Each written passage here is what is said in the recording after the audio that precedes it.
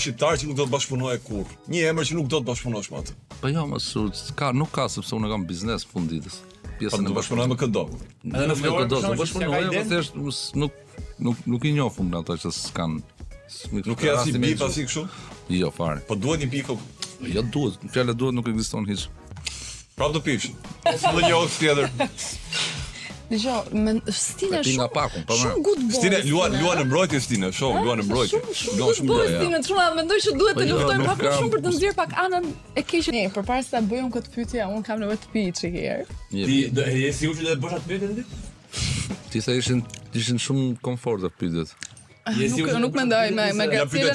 Me Gracielën para nuk mendoj që do ta bëj. Me Gracielën i kam shumë, i enjoy. Po ti çoja pra po edhe. Atëre. Vetëm jepi gaz. Kur kujtojmë Stinën e viteve 2010, përveç hiteve të panumërta, ne kujtojmë edhe një emër që ka qenë shumë i lakuar me Stinën asa kohë, që ka qenë Rozalati. Dyshja ikonike.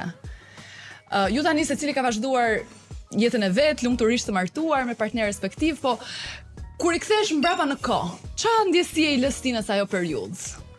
Asgjë që kohë e bukur. Kam me fat që kam qenë në atë moment. Po Priscilla, ule takën.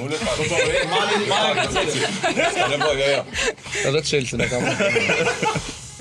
Është shumë kohë, domethënë çdo kohë do të respektoj. Domethënë për mua është shumë kohë e bukur. A keni mbetur miq me Rozën?